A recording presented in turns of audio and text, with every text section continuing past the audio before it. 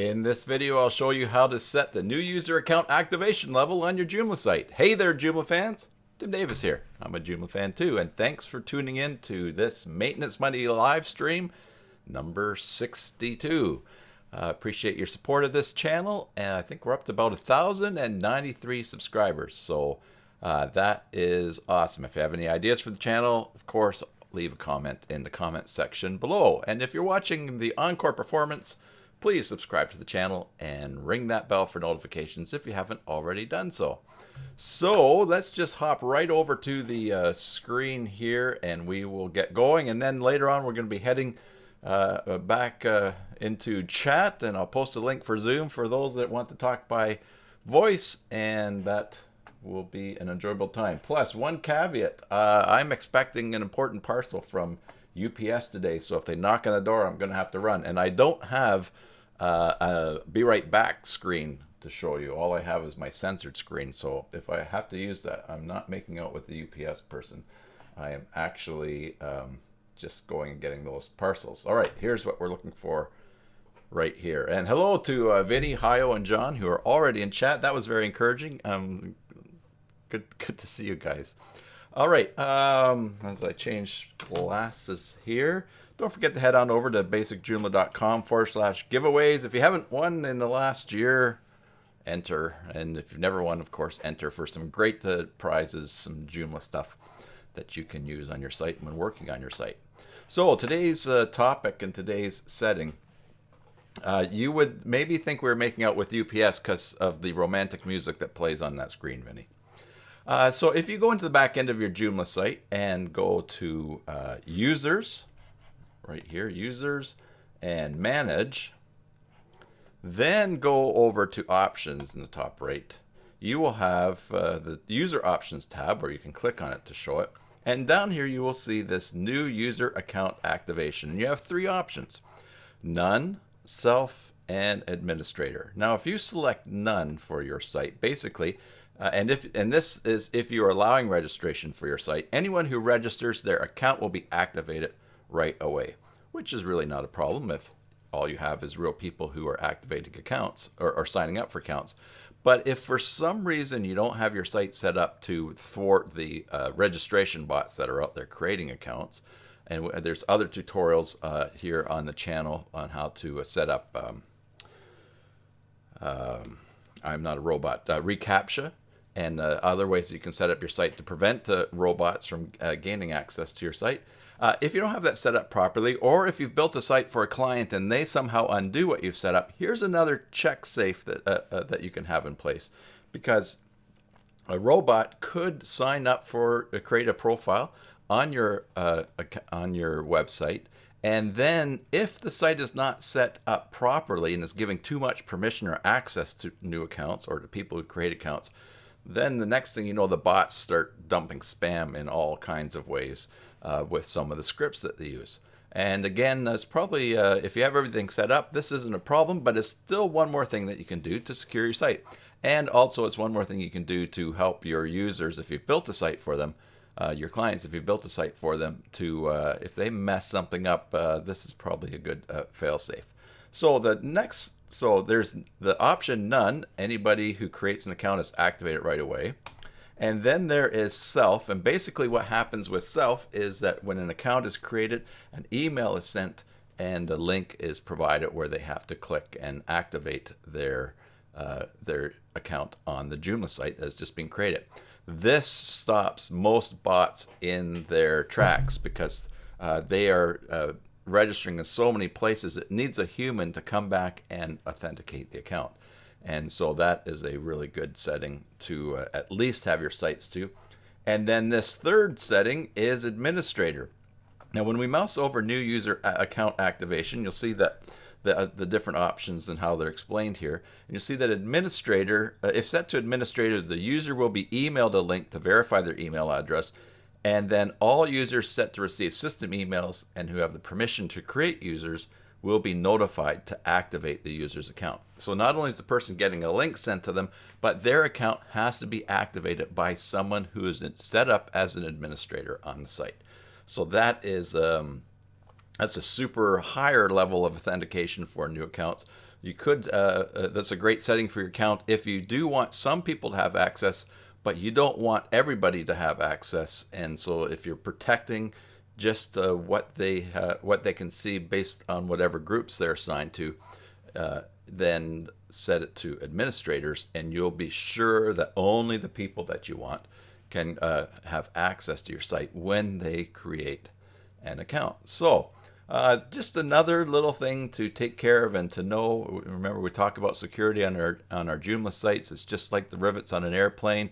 If you're going to be riding on an airplane, you want every single rivet in place. If you were walking up to get on the plane and you looked and you saw a few loose ones, and you're not likely to say, well, I'm sure all the other ones are good. Just one more thing to button up your site. So that's the topic for today. Go into your settings in the admin area, admin area, users, options, and then in the user option tab, set the new user account activation. Check it out on your site, see what it's set to. Is it set to what you want the setting to be for your site? And that'll wrap it up for today. We're going to head on to chat and talk in just a second. But I want to thank you for your support of this channel. And like I said, if I've earned a subscription, then please subscribe, ring that bell so you get notification. And don't forget on Tuesdays, usually at 1800 UTC, we're on twitch.tv/Basic Joomla for a Watch Me Work live stream. Although, for those of you that are sticking around for chat now or will be thinking about that tomorrow, I am not going to do a live stream tomorrow. We were going to look at Joomla 3.9 when it came out, which was supposed to be tomorrow, but that's delayed a week.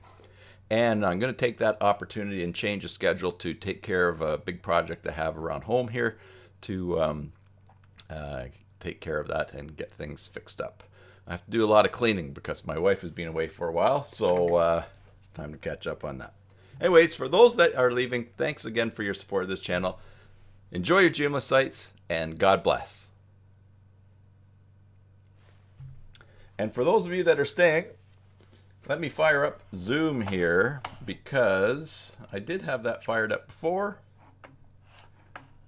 Go back to the full screen here.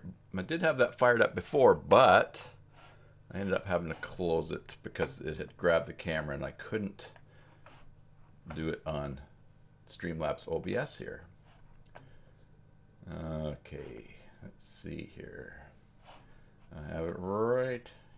Oh, here we go, right here. I will start that meeting up. Join with audio. And I'm going to invite.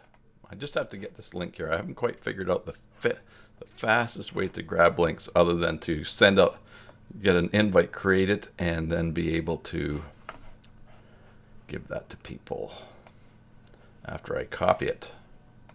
All right, in the chat, here is the link to today's Zoom call, which I'm going to paste right in here now.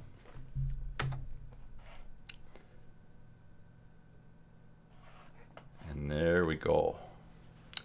We're all in there. Let's change the view here to see as people pop on.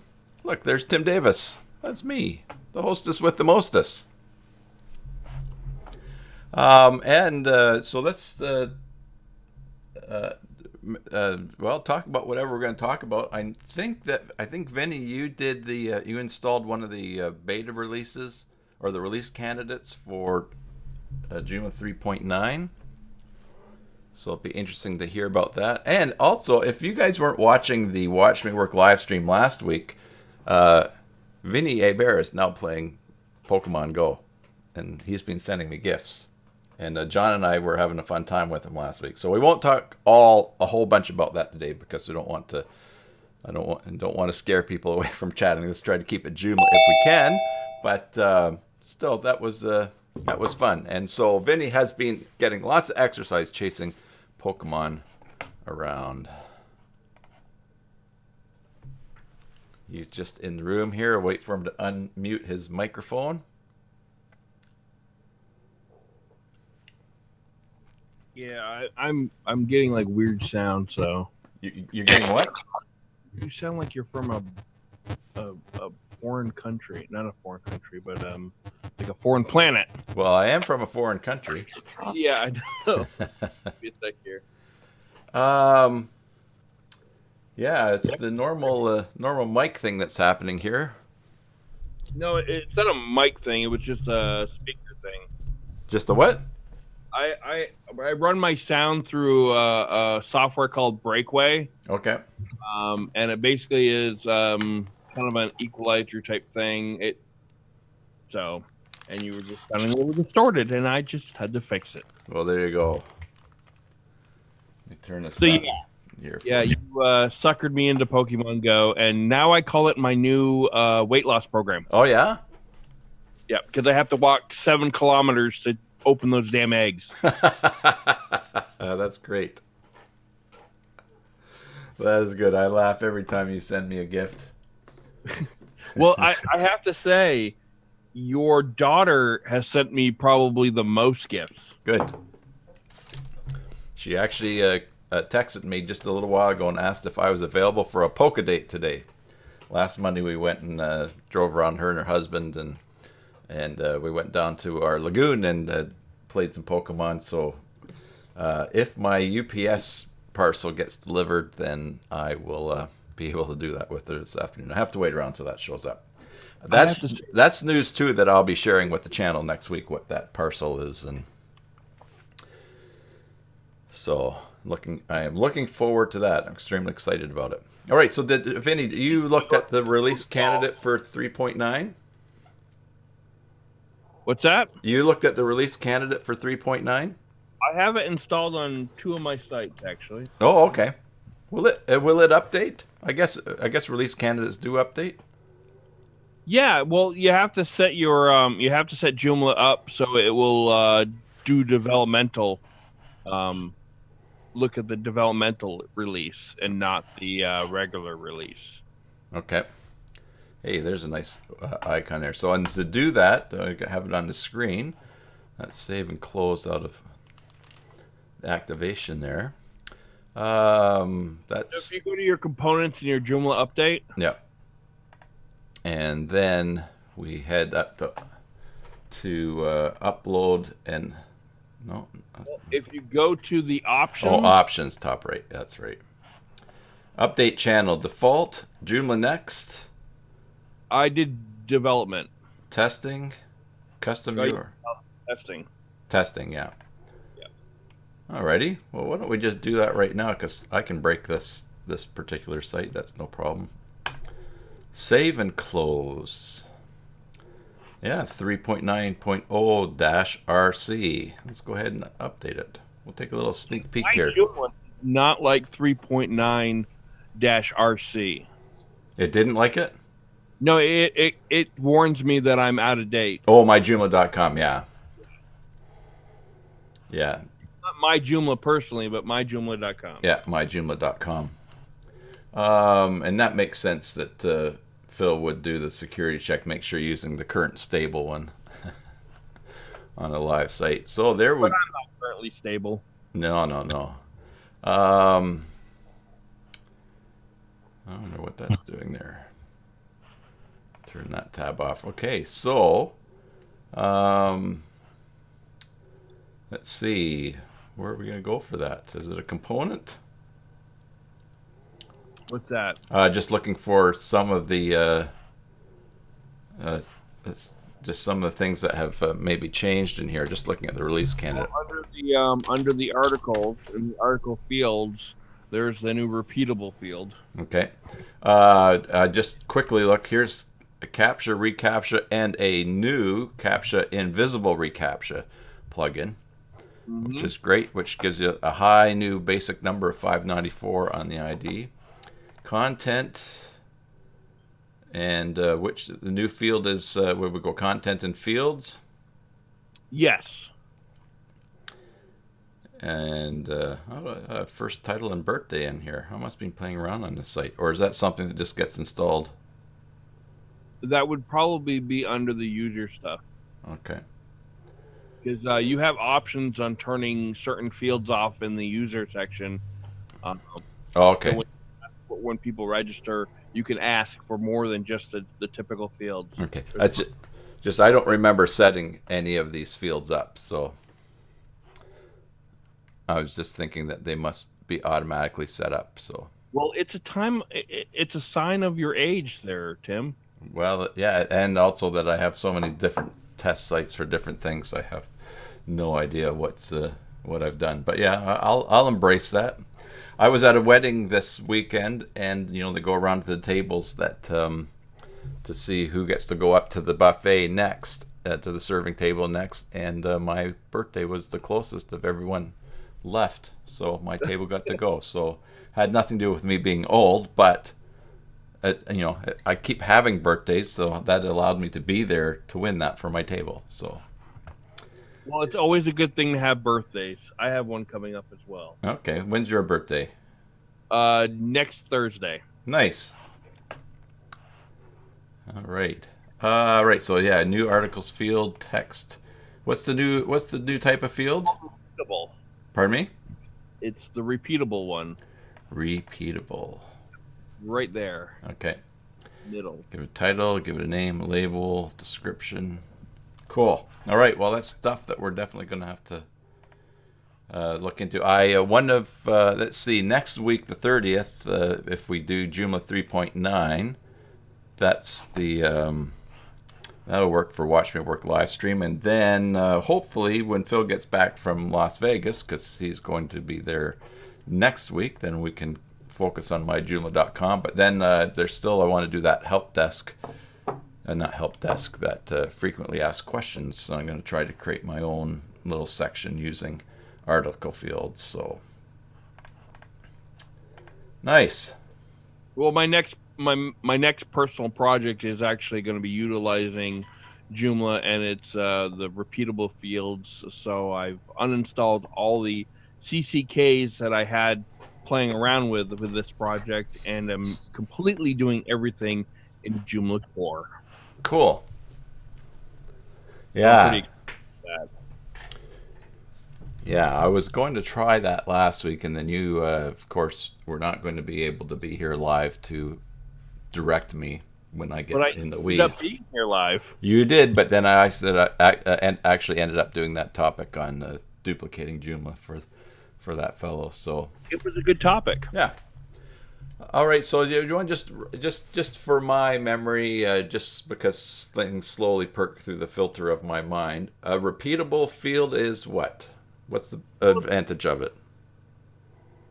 Well, I mean, for example, if you're doing like a music database, and you have a song, and you have this is your artist field, and you come across a song that has multiple artists. With the repeatable field, you can have it be only one artist, or you can actually have it be multiple artists just by clicking the plus button. Okay. And in this case, which I haven't played around with it a lot, but it looks like you can under form fields, it looks like you can add a series of fields that will be repeatable instead of just one. So, like if you have artists, and you can do first and last name, you could repeat first and last name, Okay. if that makes sense. Yep. Explaining it well enough. No, and so there next to that field, there's going to be a plus, and you're just basically going to keep adding things. Right. So in this section, we only see us creating it. Once it's created and associated to a group, and then we take it into an article and look at it, you could see more of what I'm talking about as it being a repeatable field. Okay. Great. How do we And know? actually, this field is really like the key to helping me work on this project that I have upcoming.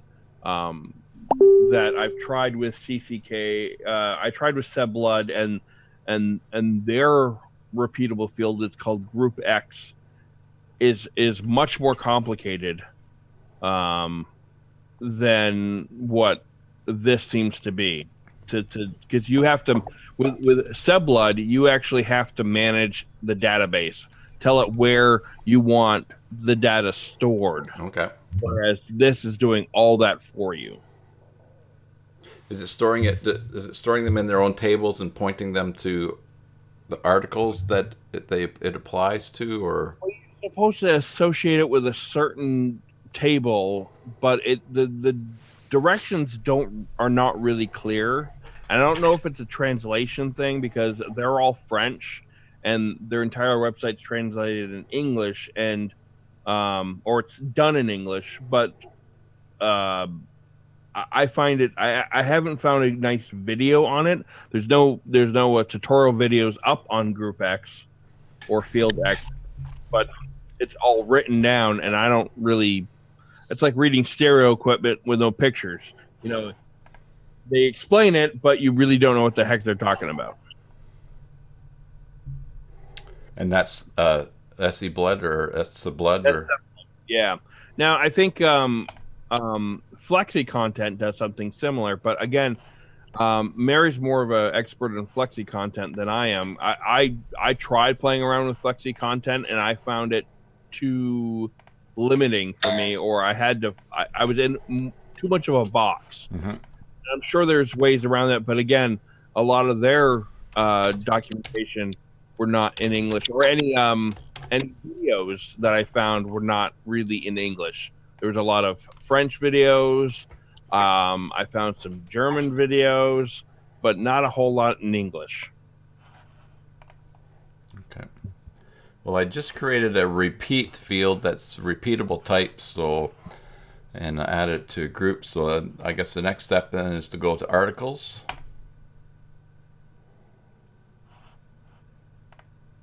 And new. And there's first custom group. And there's repeat.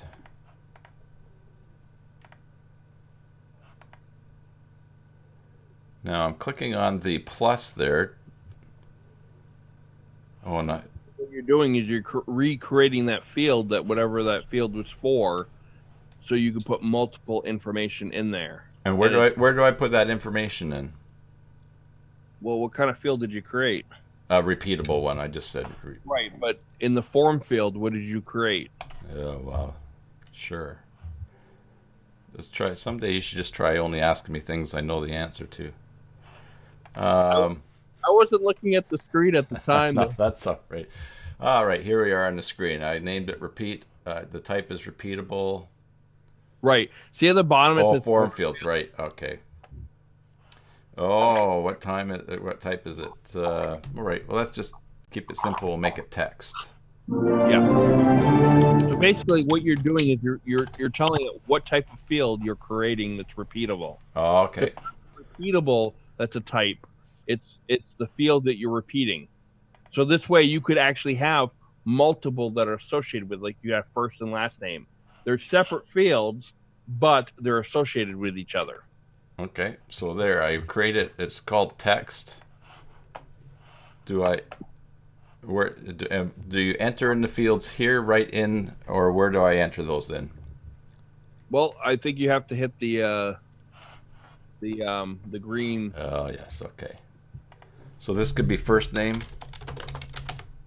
Well, you only created one field, so it's probably the entire name. Oh, okay.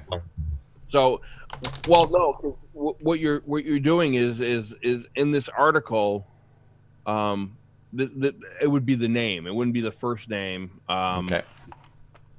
Necessarily, unless that's what your field you wanted it to be. Now, if I'm going to repeat this field, I make another option for something else.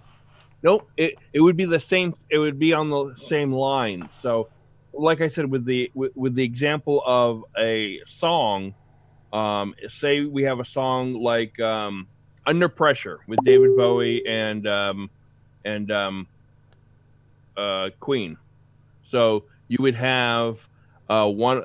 So this would be the artist field that's repeatable.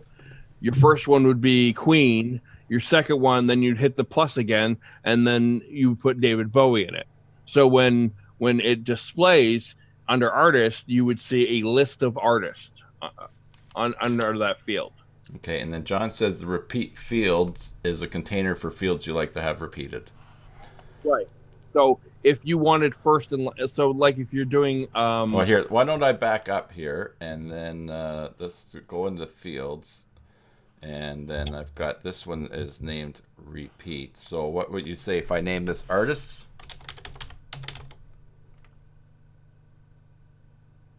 Is that just to follow the example that you're giving? um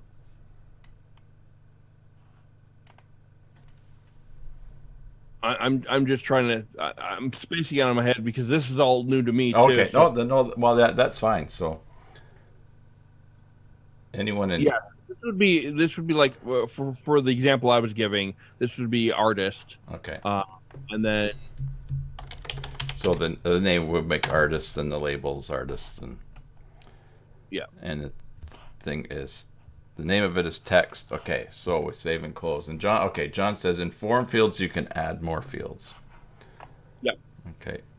So like if you want like if you're doing an address book or something and you wanted for address book is a really bad example. So for instance, this form fields, the first one could be name, and so then would the next one be like John? Okay, John saying in this example, one field for first name and a field for last name. Okay, so Right. let's do that. First name, and then hit a plus down here again. All right, last name, and that one we can do text. And I suppose if we go one more, one of these is a number. We'll just say phone number. Okay. Or you can associate a picture with it. You could do media, and that could be a picture. Okay. Well, let's do that then. We'll go media. We'll go picture. All right, so I've got that created. Go save. And save and close. And then we go to articles, we go to new. And there's our first custom group. So we hit plus. And so for this particular, all right, so this, if I'm who's an artist that we're going to, that we will do? Tiny Tim, there you go. We should always use a Tim. Tiny Tim, so. Well, in the title, you would put tiptoe through the tulips. Oh, okay, gotcha. All right. Tiptoe through the tulips. So if this was in the category of songs, Yeah. your article title would be the title of the song, and then Okay. some of the information about the song itself. So, artist would be Tiny. I don't know his last name. Tim, and then okay, cool. Now we just select the picture of him, and what is that picture? Oh, that's a Christmas picture. I'll use the site down picture. Insert. Okay, and then now if this was a song that he was tiptoe the tulips, if he was singing with someone else, I can then add another line. right. Uh, So, like if you like the example I get. Well, let's get a person with a first and last name. okay, So- you and me, Vinny. Okay, you and me. You and me singing on Tiptoe Through the Tulips. I'm Great Big Vinny. What's that? And then here's let's just go with here's a manger scene. I don't know how that's obviously I've been doing something a while ago on this site. All right, so that's cool. So if I save that, then the next thing, so I say this is the best song ever.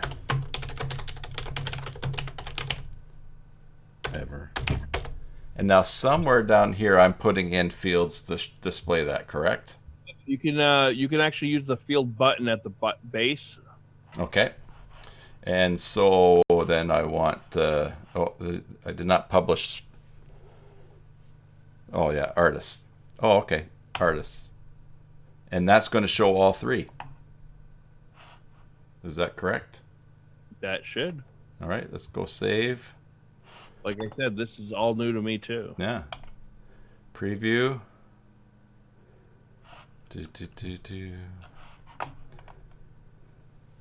Tiptoe through the tulips.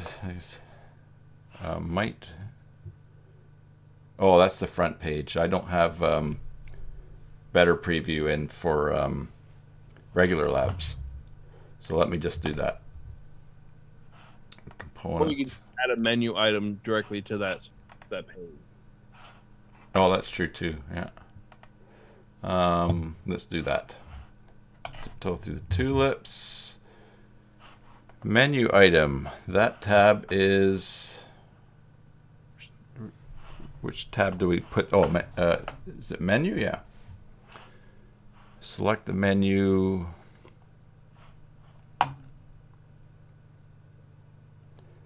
What have I? Am I doing this right?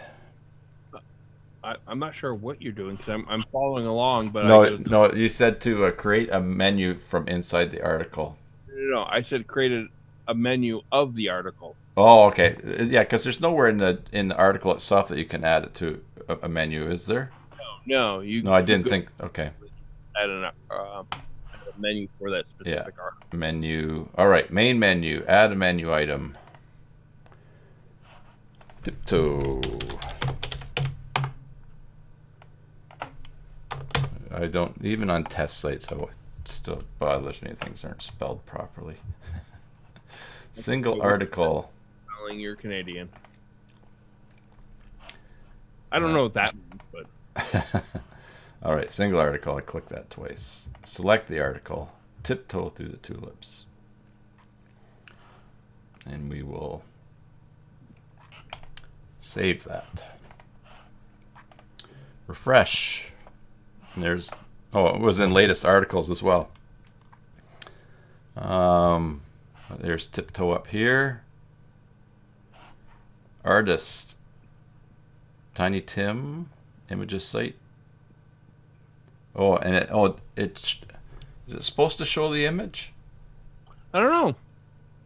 It's one of those things where yeah, but there it is. Yeah, the artist. It says this is the best song ever. It's got the fields at the top. There's the artist, Tim Tiny Tim. you got your intro. You didn't put an intro text, so it's repeating things. So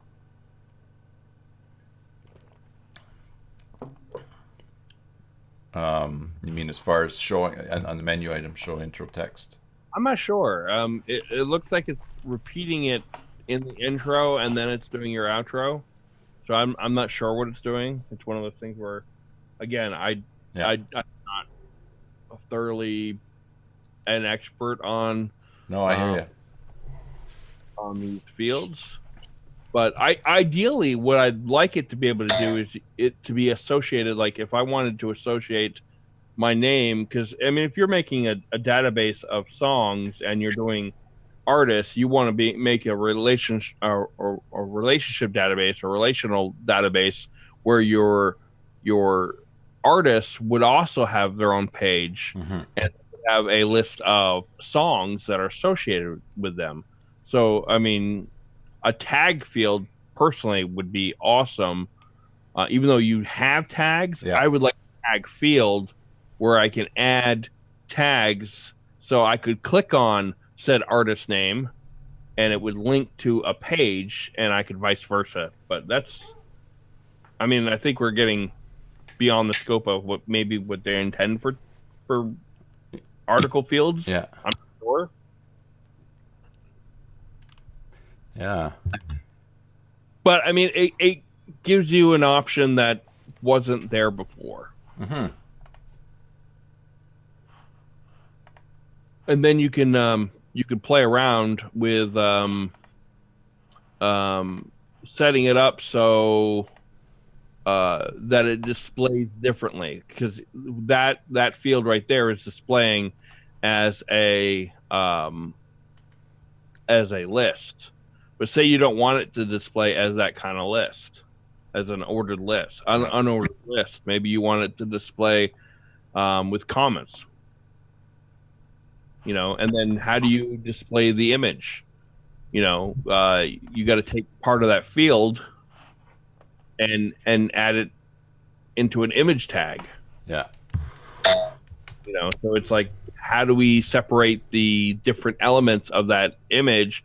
Because the images / that doesn't help us. whereas maybe a link to a picture would help us. Yeah, yeah. But I don't know. I haven't played around with the media field, so I'm not really sure how that works. So it's fun to play around with this. I'm really excited about them adding more fields to this. I'm really happy they're expanding on this, that they're really working on this section. Um, I do see it as a potential problem for some of the CCKs out there. I mean, like uh, this right here makes it, in my opinion, better than K2, and its core. Is this going to put the CCKs out there kind of out of business if they expand this even further?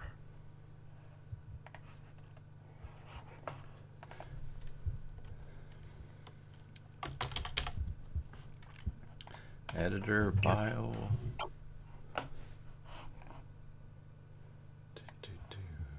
Change the orders, right?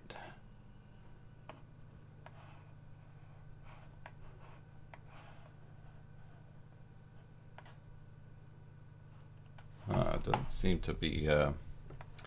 Just created a bio trying to move it. Doesn't look like it wants to move. Well, the other thing you got to remember is that's just going to be in order of what it appears in when you're filling it out. It's not going to matter how it's displayed. Now, if you go back to your article, and this is where I use the content, Regular Labs content template here. Yeah. Is I will create a template, and this is what I do on I Love Old Time Radio. Is I actually have a template with all the formats. So now with your field, if you had multiple fields, you can set them up the way you want to. Now there should be a way, and I think that's one of the things that was coming out with 3.9 is a way to customize the layout.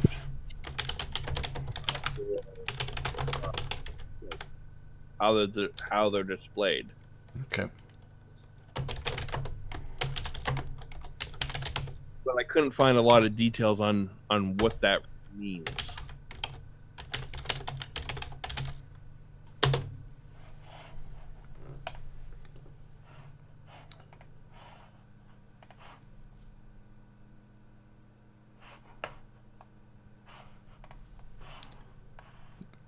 Just playing around, filling in a few things here. Well, basically, like I said, the project that I'm working on is really going to be set up where I'm going to be entering fields, and I want this kind of functionality. Yeah. Yeah, it's interesting that it's putting it there twice, but that, like you said, might just be in the article, just for the sake of argument, just put in the intro tag into the top in the content. You mean the read more or? Yeah. So right above the this is the best song ever. Oh, I see. Okay. Just pop in the read more and see if that's. Welcome to Watch Me Work Monday. Yeah, Watch Me Work Monday. Well, we're not having it tomorrow, so it's something to talk about and fool around with. So, no, that did not do it. I wonder if this is one of the things that they delayed it for a week. It's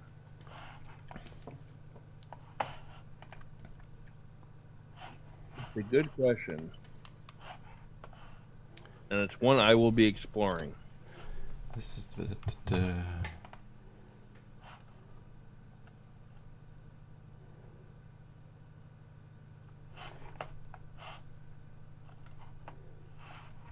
if I take you out.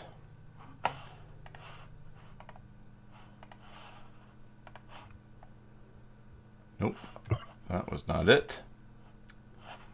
Yeah, well, it's very interesting. I mean, this is really my first ever effective use of tags where I kind of be getting to crystallize what's happening in them.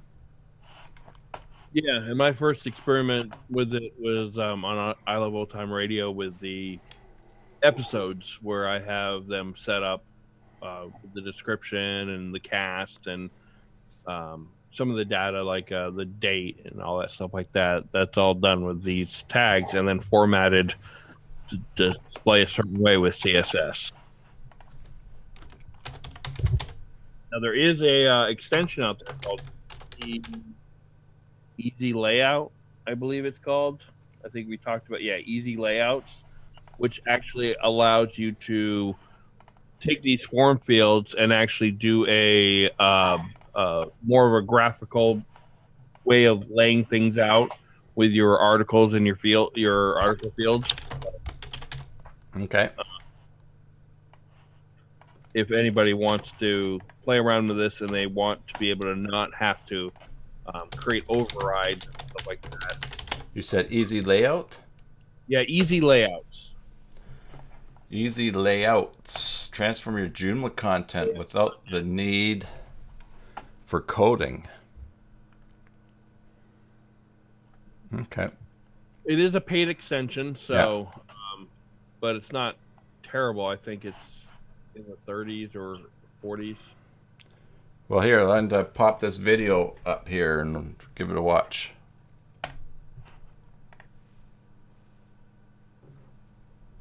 Do they have sound? Nope. All right. Creating a food website. I'll just narrate along the way here. You have chefs and restaurants, recipes. You add your custom fields, instructions, pictures, ingredients, etc. But the site looks like rubbish. Yeah, everything's just dumped. Well, at least their picture's showing, eh? All right. I should contact them and offer to narrate a video for them. Yeah. If only Joomla layouts were easy. Sad face. What you need is easy layouts for Joomla. It's like foreshadowing for me. Oh, right, because you got the dots. Sorry. Yeah. Are you listening? You're listening on the Zoom call, yeah. So, no template overrides, no coding required. Use core Joomla fields, no complex CCKs. Try the demo at demoeasylayouts.net. All right, is that it? Oh. That for that one. I thought there'd be. Oh, they have some others, maybe. What's that? They have some others. I watched the more comprehensive thing that talked a lot. It was at one of those Joomla conventions. I watched them do one of their presentations. Pro tip for everyone watching: when you embed a YouTube video on your site, you can choose to not show recommended videos after. That's right, you can. Yeah. So obviously, these two things here are. I mean, they're geared to me. I mean, it's a dash cam footage probably from watching my friend's channel, and I do listen to America's Got Talent and stuff like that while I'm working. But okay, so we'll go to. There's the video we just watched. 2 subscribers, and there's Easy Layouts backend use, and introducing. Easy Layouts backend use.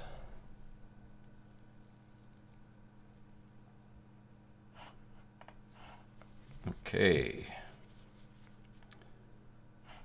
Also, only 480p. That's interesting. I wonder what they captured this with.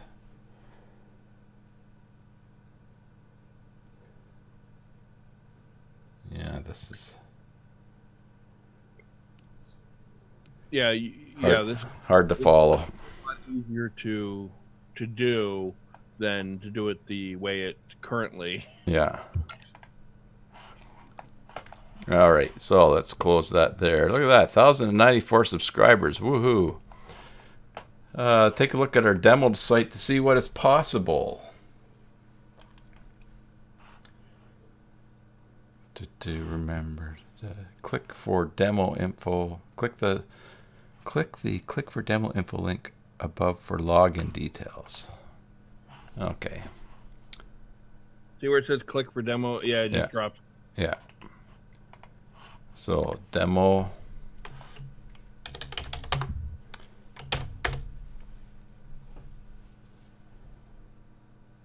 The security token did not match.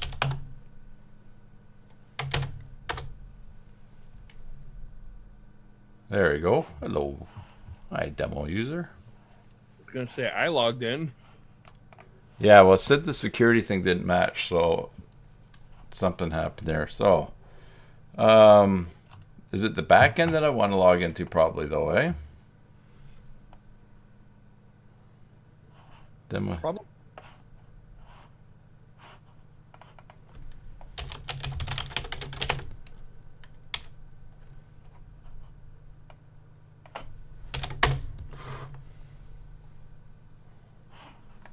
Here we go.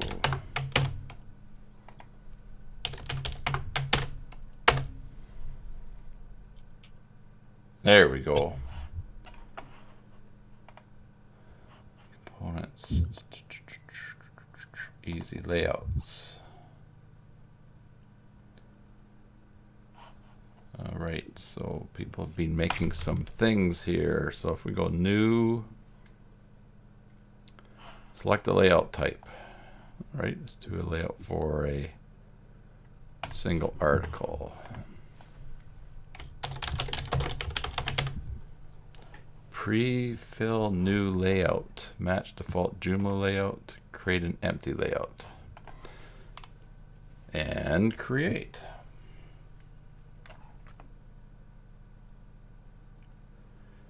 Now you should add one or more rows. Specify how many columns you want in each row. Add fields to these columns. Columns and rows can have sub-rows and sub-columns. And drag and drop fields, columns, or rows to set the positioning that you want. All right, so add a row. I should add one or more rows. It's up top. Oh, okay. Yeah, I was looking all around here. So we add. I'm actually doing it on my screen too. So I'm playing around with it as well. All right, so I've got the top row. It's got 3 columns. Column presentation framework. All right, let's try. We'll just say go framework containers. Customize column layout 1. 1/3, 1/3, 1/3. So that's that. Okay, CSS class name for row. All right, we'll just do that. And now it is in these places where we would put the fields. Yes. Yep. So I'm going to. All right, to add a field.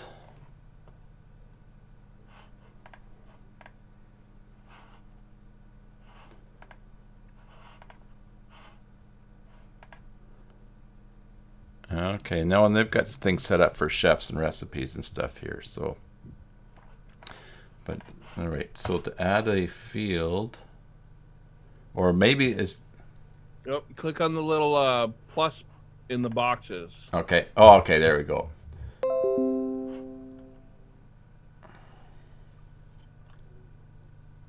Core content fields.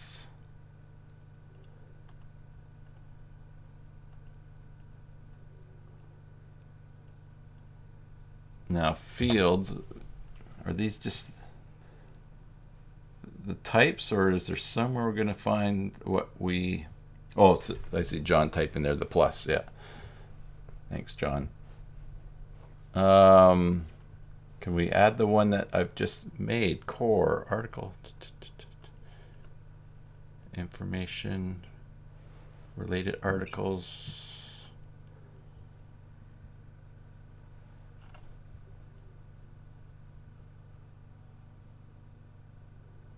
Don't see the fields that we just created. So first it's the type and then the specific field. Oh, okay. Thanks, John. All right. So the type.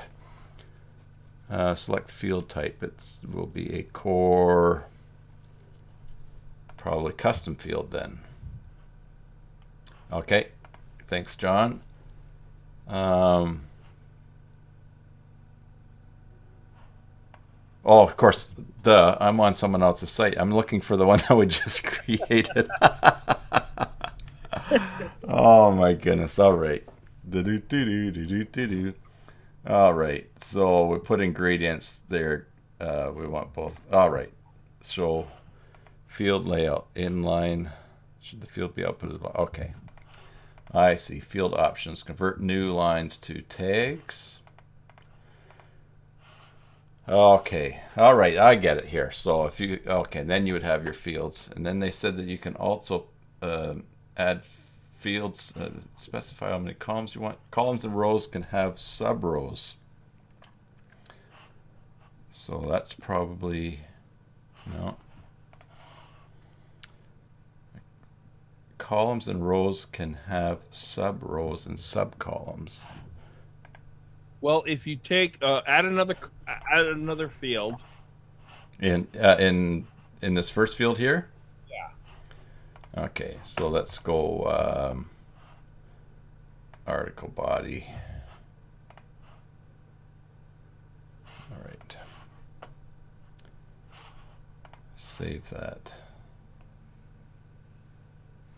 Now you can drag those things around. Oh, can you? Yep. So like take the article body and drag it. Ah. But drag it. Yeah. Yeah. Well, that's pretty cool. All right. But it looks so. But if we, it looks like we can put a couple of columns in this middle row, maybe, or maybe we have to do it. Let's add a row. Row 2. Let's have 2. Well, the other thing you can do is you change the layout of the field layout from inline to block. You can actually put it below that. So you change article body to from inline to block or custom field, whichever one you wanted. Yeah. All right. Now take it over and put it underneath custom. Oh, okay. All right.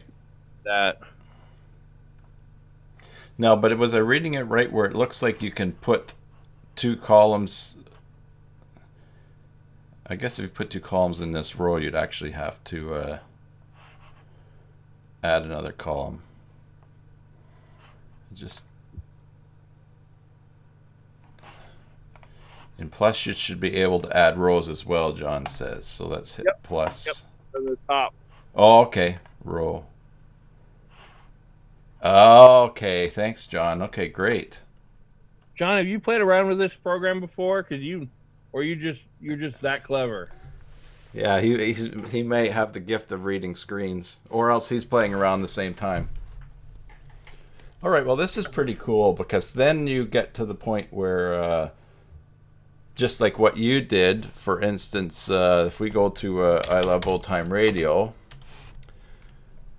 the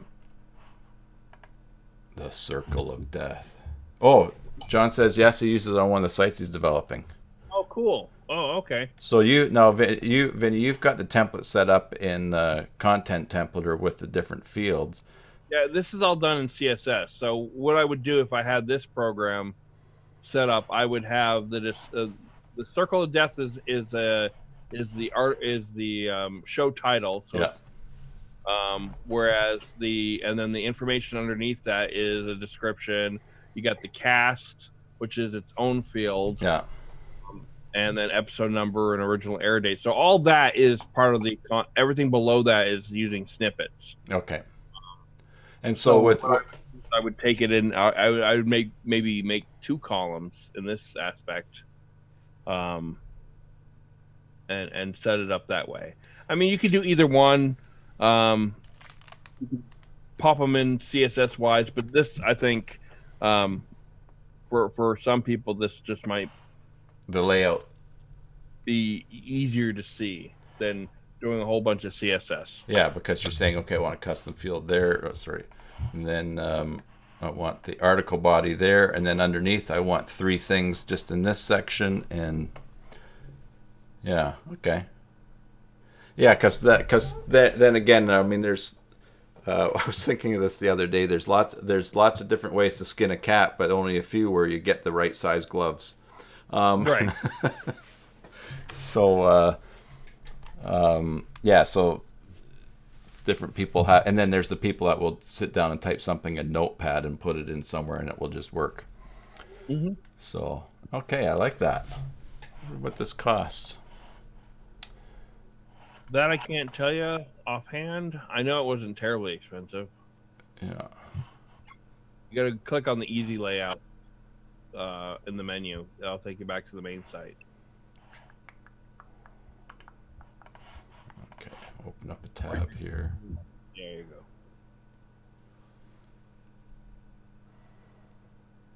you go.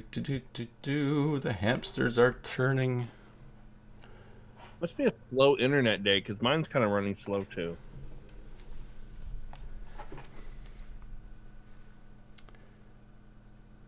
Yeah. Although the other things are, I mean, some other things have been popping pretty fast. I was pretty happy how fast basic Joomla was going here. Past giveaways. That's firing pretty fast, so. Well, is that stuff cached? Um, it might be cached, but even when I was in editing things and creating fields, just playing around, it was going pretty good. So, 3 months of updates and support for one site. 2930, 3370, which is probably US. Yeah, that's pretty good. And then that's a lot of support for. That's an interesting model to offer support for 50 sites. But cool. It's not a bad program. I liked it. I liked the demo that they showed. So Just going to post this link over here in.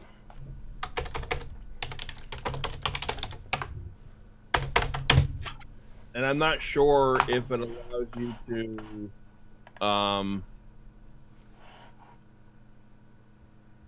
to restructure how the field is laid out itself, because the fields are laid out a certain way, and you're supposed to be able to adjust the way, like the artist field that you created Yeah. was an ordered list, and you're supposed to be able to choose the layout you want for that particular.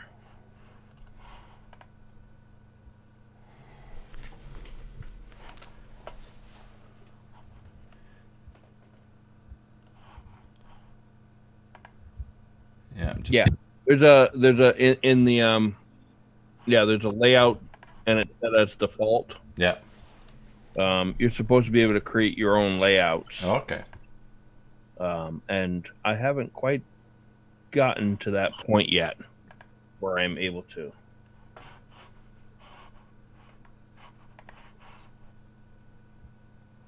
Once Okay. I've mastered this article fields. John says he's looking forward for an upcoming version there. It'll be able to export the setup to be used on sites as an override without having EL on that site. Well, Okay. that's All right. Yeah. So yeah. not- So Well, John, you're saying that the an upcoming version of Joomla that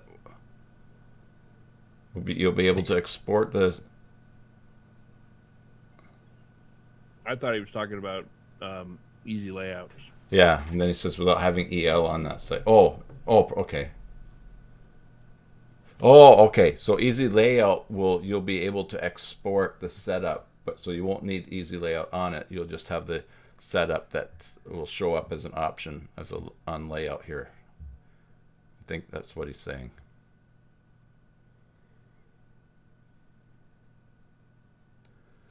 Yeah. No, okay, I definitely see what you're saying, Vinny, about this for killing some CCKs when everyone's just creating exactly what they want. Mary says, Mary the Lurker. I'm liking that option to write overrides for me. Yes. Yeah, and I think that's based override is field based, so you can select how you want the field to display itself. Okay.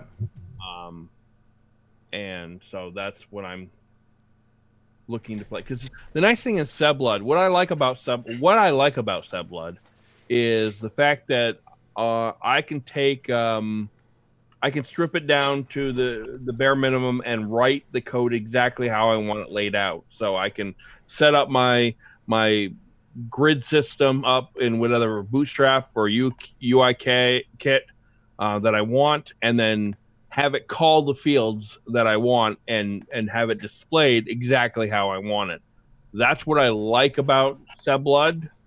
What I don't like about Subblood, it's overly complicated to learn. Um, so if Joomla can do it in a way where I can really dictate how my data is displayed, I will be a very happy person. Yeah. No, totally. Also, too, because one of the things that there's a certain type of client out there who is very specific about how they want things to look, and I tend to try to discourage them from that. I just tell them, I said, there's so many different formats with mobile and that it's not so much the exact way that looks, but there are people that are more artistically minded or have something very specific and they want something here and there, and this would be a lot easier for arranging their information and making it look the way that they want Yeah. than fiddling around with some of the other ways. Yep. I like that field that we just created with the artist. Yeah. What I would like to be able to do is take parts of that field, and so I take the first and last name and then maybe a link to like their website. Yeah. And how I'd like it to display is first, last name, and then have the link in a link tag that's surrounding the name. So you can click on the name, Yeah. and then therefore it will be linkable. Well, and that's the same thing right now with the images on and that just playing around. You have basically the URL there. You just need to somehow have link tags around that so people could click on it and see it. Or you could put in a tag that would display it, and you could actually set the height or something like that. So. And Mary's been using article fields more than I have, so she may know that there's a way to do that I haven't actually played around with. I'm just scratching the surface with the article fields. Does anybody lurking know why this is this in this example why it's showing it twice? Because I didn't have that problem when I was creating I Love Old Time Radio. Yeah. All right. Well, it's not like I haven't sometimes discovered quirky things. Options.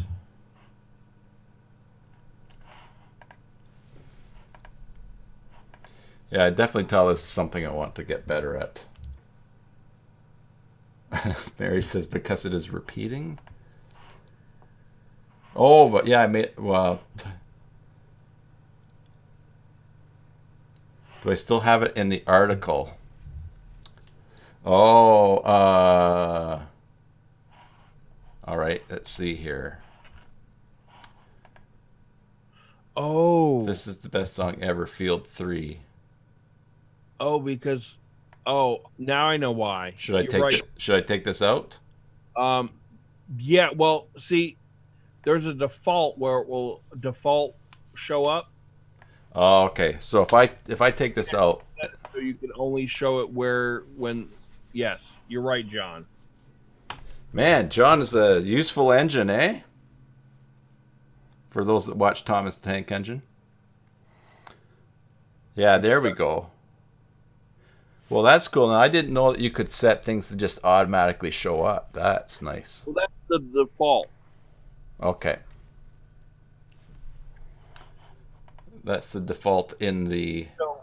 So on their automatic display, there's an option after title, before display, after display. Do not add an automatic display, which is under the options. Oh, okay, automatic. Okay, so we How can you go. say before display. So you would select do not automatically display, Yeah. and that way you can choose where it displays in your article. Oh, okay, great. That's right. I forgot about that. Well, thanks. But that's okay. John's got her back.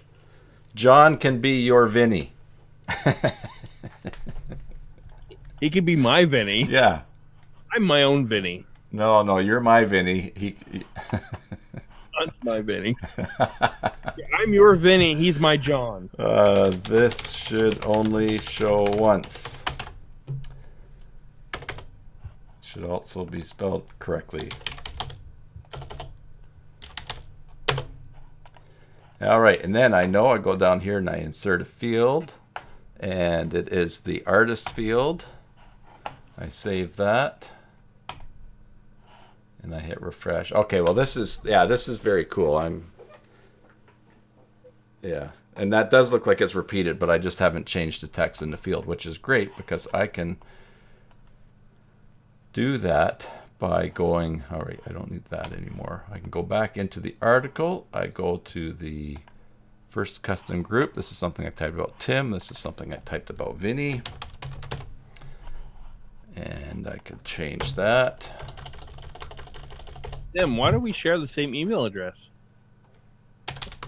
There you go. Vinny at cybersalt.com. It'll still come to me. I guess a way around the whole image thing too, to just show, is to use an editor thing instead, and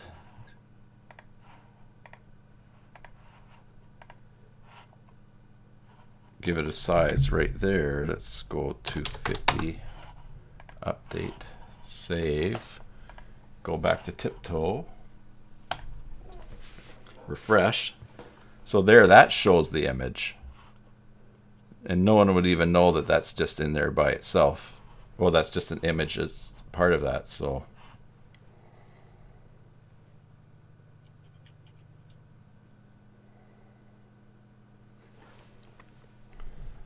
Very interesting. Okay. Yeah, this is a very interesting picture here. It says Merry Christmas, and it's not a turd on a beach, but it does look kind of turdish when the picture's small. I'm leaving that one alone. Well, what it is it's a snowman made out of sand. If I take the size and take it back here, we'll go update. See, it's a snowman. A Sandman. Merry Christmas, you filthy animals. Problem with the media field is that it has a lot of other options that are not given to you. Like it has a preview option in the normal media field. Okay.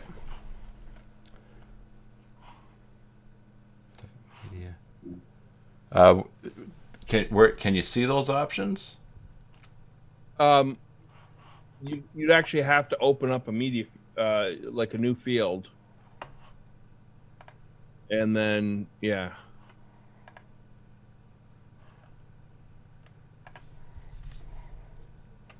Oh, okay, yeah. Name, label, description, default value, directory. Oh, interesting. Oh, you force people to pick, you limit them to a specific directory. Yep. Wow. Just one directory, though. Preview, use settings from plugin. Tooltip, inline, no, image class. The class, just add it to the image source tag. Options, placeholder, field class, show on both. All right, well, this is very cool. Yeah, you guys have really been really helped me start to get my brain cells. So one of the things that CCKs and this particularly the article fields can help you with is if you have multiple people working on a site, updating information, Yeah, and you want everything to look the same. And some people don't know CSS, some yeah, people don't, they may. So if they're filling in fields and that's all they're doing is just filling in fields, that's where the easy layout would come in handy, is because they don't have to remember to pop in the field in the description from the content templater from regular labs. yeah. With layouts, it's already built for them, so it will do it for you. Yes, and I had one client that asked me they want more fonts. They have quite a few fonts that they're using on their site, and they want even more. And and then we've all had clients too that after you get everything set up, the site looks good. You hand it over to them, they start editing, and they're making things huge and highlighting in hot pink Yeah. and use 14 different colors on fonts. Every paragraph's a different color and then you just go, oh my, I don't think I can put that in my portfolio anymore. Yeah. That's why you before you hand it off to them, you take a video screenshot of it, and that's what you put on your portfolio. Yeah. But like with JCE Editor, you can. I mean, it's first of all, first and foremost, it's their site, so they should be allowed to do whatever they want with it. But you can set it up so that they don't have headings 1 through 6 and all the other options. You can just make a few things available that just are used on the site, and that might make them very happy. And if later on they say, oh, I wish I could add colors, well, yes, I can activate that feature for you or whatever, as opposed to just having it all there. It's probably nice too, because it can be pretty overwhelming, all the stuff that's available in JCE Editor anyways. Are they a Tivoli? John asks. I don't know what that is. I don't know what a Tivoli is either. I know what a ravioli is. Tivoli is a miniature world here in Canada. Tivoli.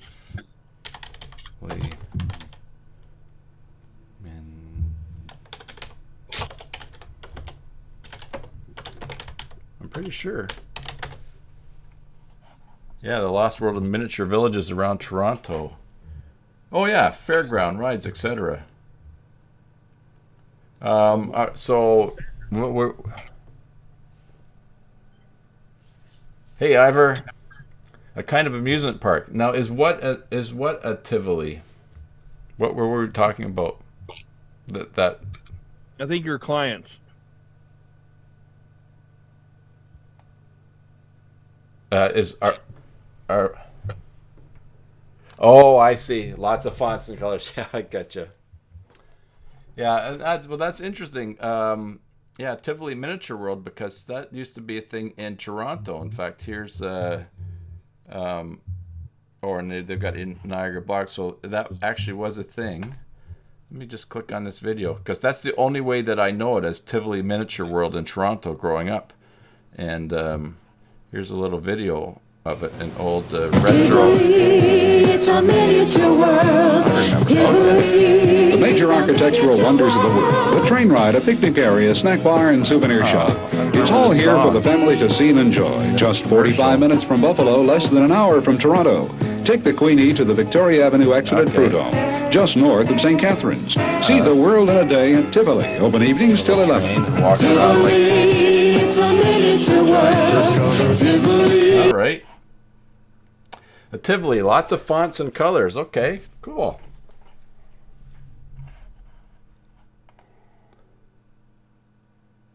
Here is here's a view of it there. I don't know if I actually went there. I'm looking at the CN Tower and little tiny people. Well, the things I just learned that or remember that I don't anticipate at the beginning of a day. All right. Well, that is very exciting to have those things growing in my brain.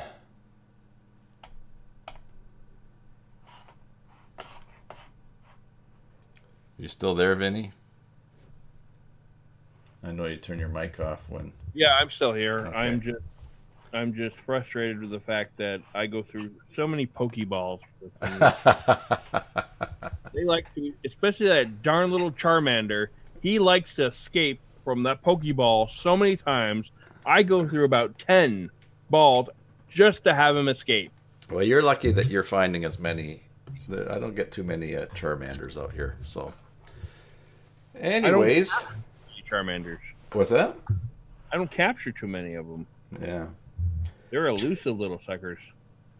Where I was happy when I got a Pikachu. Yeah, because that's the one Pokemon that you know. You're right. It is. Look at that. I'm gonna have to do something about. You ever notice when people are on video and their mic boom is moving, but nothing else is? I always find that distracting, but I'll be fixing that soon. Yeah, how's your project coming? My secret project. Yes. I can't talk about it just in case my wife is watching. No, I'm just asking how's it coming? Oh, well, that is what I'm waiting for the delivery today. See, And- did you notice how I the project? I didn't say anything Yes. specific. I don't think she'd be watching at this point either, unless she's put it on. Susan, if you're watching, text, and I still won't tell you what I'm doing, but she comes back Friday night, so that everything is pretty good. I have a plan, and it's proceeding. I probably, once this delivery happens, I will be in a new stage of it. So, but Anyway, anyways, that arrive today? Is that what you're expecting? yeah. So anyway, so everybody, I'm going to share that next week on one of the live streams, and yeah, I'm excited about it. So I'm very excited for you. I definitely would love to hear how you enjoy it if you do, and it's Yeah. a possibility of. yes, oh, I will. Yeah, I am. Hey, everybody. The other thing, too, I don't know if some of you follow me on Facebook, but I'll tell you a funny story from the weekend here. I performed a wedding on the weekend, and let me just get my pictures up here from... It was It's in my Dropbox folder, camera uploads. So let's see here. That's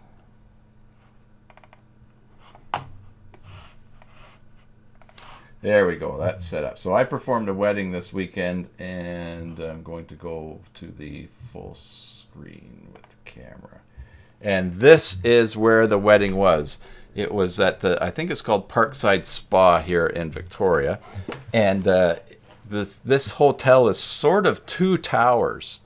And the two halves of the building down in the main, there's underground parking under everything, but on the main floor, there is this bridge between the two halves. And as you can see, there's lots of koi. And then, but anyways, there's this bridge, and I think, let me just see, I'm going to change pictures here, which direction I'm actually going in. That one. So I want to go, yeah, so there's this bridge, and so I stood here, and then the couple that was getting married stood here facing me, and anyone recognize what the problem might be? You know, what could go wrong? There's no railings, there's nothing. I mean, it's not that deep here, but there's some big, I mean, it is about a foot deep at least. There's some big fish in there.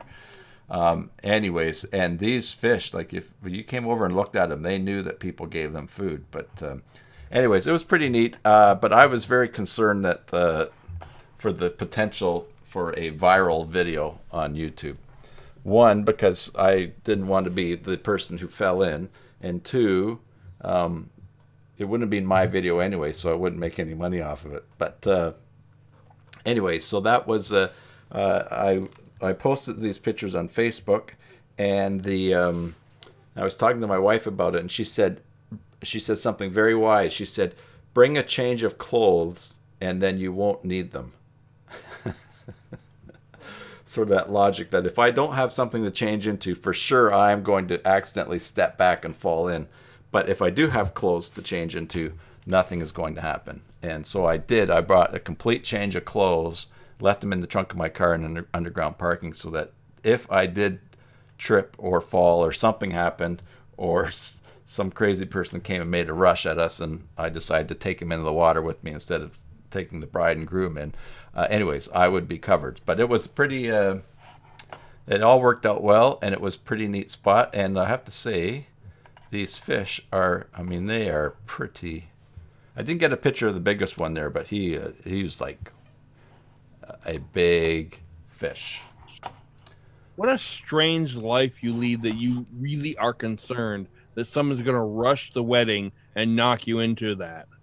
Well, it's a public place, and is downtown. I mean, not that downtown Victoria is bad, but yes, I do lead a strange life. If you talk to my wife, you would know that I am a person who likes to be a couple of steps ahead. I try to limit it to a couple of steps ahead, and every step has its own sub-step as well for possibilities. So my first thought was, so I just like to have all things covered, and I think it's just partly from being responsible for things too. I mean, you're there, and what different things could happen. I have had, we did once have to call the police one time many years ago when I was preaching, and a fellow that came in and was kind of a real it was kind of acting kind of dangerous. We knew that he wasn't well, but so I mean, when you're officiating at something or in charge of something, you kind of do. But having said that too, there is a video, a YouTube channel. Let's see. Open carry asp. Let's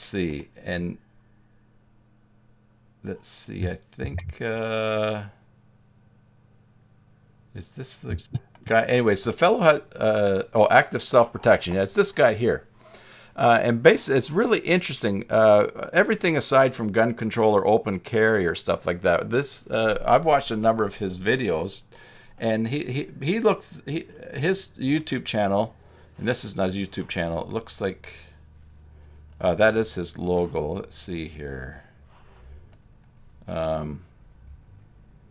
Anyway, so he takes a look at security camera and things that have happened, and how first responders respond, or how people who are open, if they're open carry, they've got a sidearm, and and they're in a bank and something happens, and he gives the pros and cons and reviews how they handle the situation. But one of the things that he talks about is situational awareness, and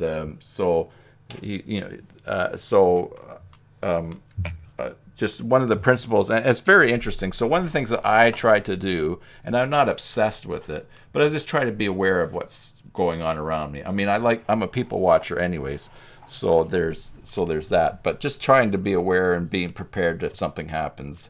And one of his things too is he's not all like, oh, just see something happen and get totally involved. He's very much about just having an exit plan and just being aware of your personal safety and the people you're responsible for and stuff like that. So, yeah, I'm not paranoid, and I'm not hyper alert everywhere I go, and people, when I'm out in public, at a restaurant and Susan talks to me, I don't say, oh, excuse me, I didn't hear what you said. I was watching for gunmen. I mean, it's nothing like that.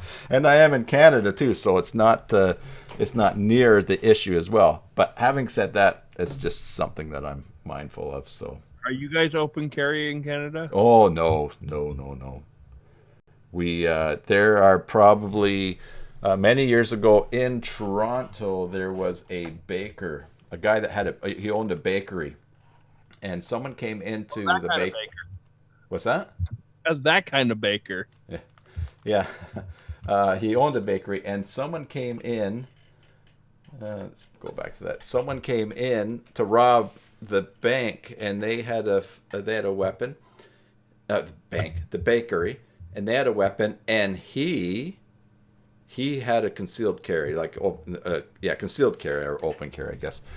And everybody, it was national news because it's like, why is but he had a permit for it.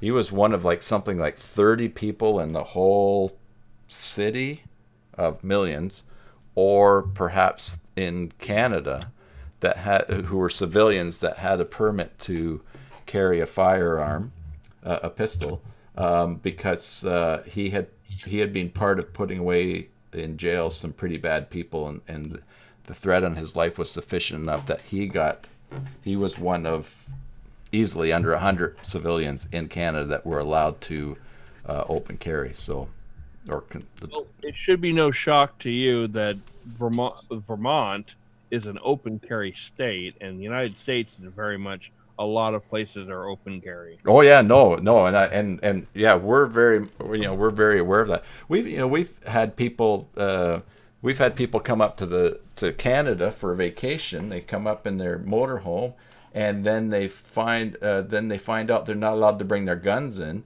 and so they, instead of locking them up and getting them on the way back, they just turn around because they don't want to be without their guns. So and I don't know why anyone would go to a border with a gun and expect to be able to get across. yeah, yeah, and I mean it's just a different. Let's see. Ivor says even the police in Norway don't normally wear guns.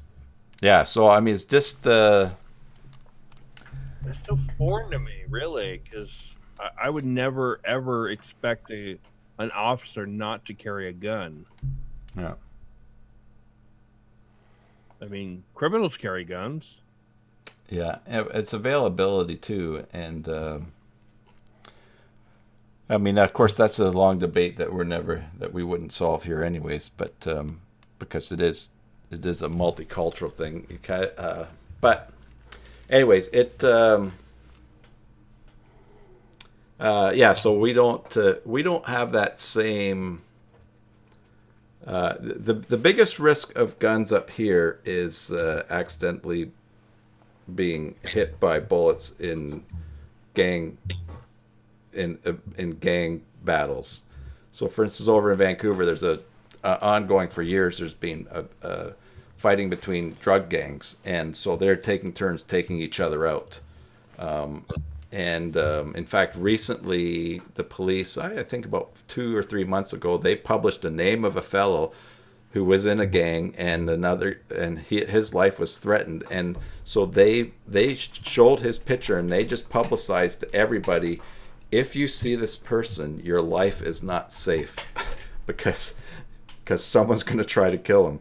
And sure enough, in fact, he was in a restaurant somewhere, and the police were keeping tabs on him, and so they went into the restaurant because it's a public place and there's people there, and they just basically told him that he had to leave, and because it wasn't safe, and then they questioned other people that were with him. Anyways, he was just killed a couple of weeks ago. He was gunned down in broad daylight in the driveway in his neighborhood, and the police had cameras up in the neighborhood to try to track traffic and stuff like that, and so that's probably the greatest risk in Canada. And then of course you have people. We have had the odd school shooting and that, but it's just not as much on our radar. So, but still something to be aware of in any situation. And I'm just curious why an officer wouldn't carry a gun like in Norway. I'm going to guess, and Ivor can explain it, but there's probably different levels of police that would get called into a situation who would be armed. So, like in the UK, yeah, which is kind of strange. I just don't know why a patrol person. I don't know. It's where I grew up. You know, every officer has a handgun. So, Yep. you know. It's yeah, and I guess in the reality of it all. Oh, he says they have guns in the car. Okay, so okay, they don't normally wear guns. Okay. So they got to go back to the car to get it. Uh So that seems like, you know, you're wasting time. If someone's running from you, you got to go back to the car, grab the gun. Then I don't know. Maybe yeah, people but don't run in Norway. I don't know. it's a whole different culture though, right? But so it's, if you look at something that's slightly like different, the whole thing of police chases. There's countries where they don't chase people. You know, like if you pulled someone over for speeding, and you go up to talk to them as you approach the car, the guy just takes off. Sure, if it's if it's a rural area or something, they will. But if it's not safe, they just call it off. Whereas other places, they will chase forever, and just the collateral that happens, they just view as part of the chase, because the most important thing is tracking the person down. And I think over the years, perspective on police chases has changed in many places. John says in Scandinavia, the police don't shoot people in the back. Well, Yeah. but here's the thing: is that when someone's running from you, Yeah. maybe they get behind cover, they turn around and they fire at you. Yeah. Um, And in a country where guns are super prevalent, that's a concern. that's a point. That's Yeah. a point, because guns are super prevalent in the United States. Yeah, and here, so I think in Canada the issue. I mean, our all of our officers have pistols, are armed, and they wear them. Our Brinks guards, or the armored the money trucks. Those guys open carry. See them at Tim Hortons at the donut place, and there's their pistols right beside. So they do have them. And in fact, recently, in a couple of years ago, there's a fellow that had a really powerful assault weapon, and I believe that was I think somewhere on the East Coast, might be New Brunswick. And he hunted down some police, and the firepower he had, the RCMP were not able to match. That's the Royal Canadian Mounted Police. But the issue there, actually, that's come up in the trial, is that the RCMP is not training enough officers on the weapons that are available, and so they can't use them. So there's that. But they do.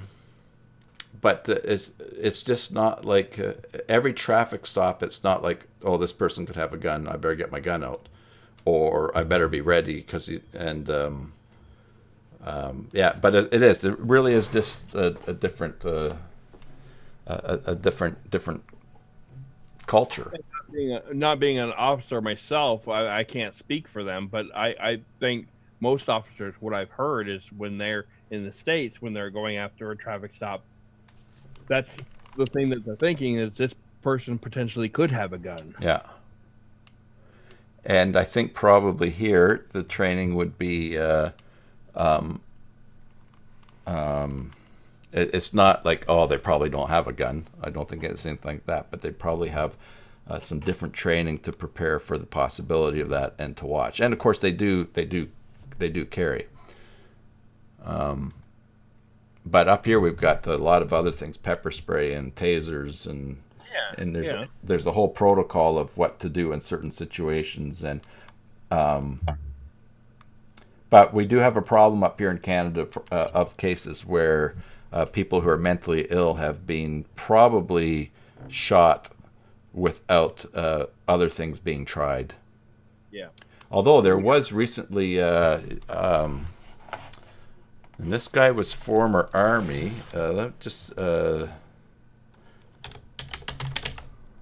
Toronto.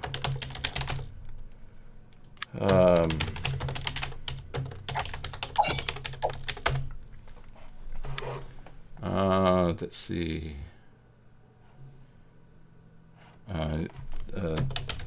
Doesn't shoot. Police.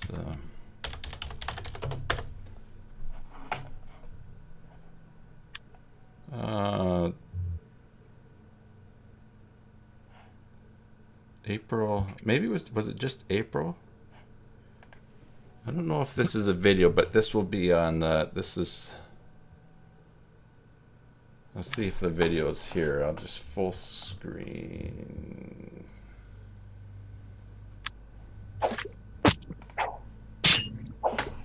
Yeah, so this video here, there might be a commercial shows up. The guy in the white van has just driven over a bunch of people. He's killed some people. It's Young Street. It's the longest street in the world actually. But it's like the main street in Toronto that everyone would recognize. Although there's plenty in Toronto, and so the guy's gets out of the crash van and he's got the pistol here. And one of the police officers, I forget if he's plain clothes or not, but he shows up, and this is this person turned out to be mentally ill. They didn't know if maybe it was terrorism, but he turned out to be mentally ill. Let's just see what happens on the video here. Warning: graphic content. So what's happening up here is, just shoot this. This is the guy standing out in front of the van, and he's made this posture. I think he has a gun. Either that, or he's pretending to have a gun. And then over on this is the police car that's pulled up, and the officer's here off to the right, and he's got his gun drawn, but and this guy's making these shooting motions. He's trying to get him to shoot him, and the cop didn't shoot. And so he actually goes in to his car, turns off the siren. He's telling him to get down. Gun's pointing at him. Tell him get down or you'll be shot. And I mean, like right out in the open, facing off. I mean, there's probably some discernment and some gut at work here in this whole situation. The buddy that's in the car seems to be getting down, which makes sense. But he's using this aggressive language, and anyways, the guy got down and they arrested him. So now that's Canada. That's a certain day, a certain situation, and I think that guy gets lots of credit just for. I mean, he's in that situation, so I no way would say, hey, everyone, police shouldn't shoot. They should just stand there in front, because that's not the case in so many places and in different situations. But whatever it was, that officer did not just get out and shoot the guy for pointing the gun at him. So, but yeah, and a lot of times we have green officers, and they're nervous and they've never fired the gun, and someone pointing a gun at you, you don't know when that thing is going to go off. Yeah. You don't know if they're going to start turning on other people. And sometimes they shoot first, ask questions later. Yeah, and I'm not agreeing with it. I'm not disagreeing with it. I'm just saying, quite honestly, I like the way the officer handled it. But if his life was really threatened, was it the right decision if somebody else's life was threatened? Yeah. Well, and there's nobody else around there, and I will say, and so I'm not saying anything absolute about any other jurisdiction or place in the world, and. Like my mom was one of the first police women in Metro Toronto in the 60s. So was her sister, my aunt. My uncle was Royal Canadian Mounted Police. And in Ontario, that's sort of like the FBI. Out here, actually in the West Coast, the RCMP do local policing as well. So there's cruisers that give you speeding tickets and whatnot.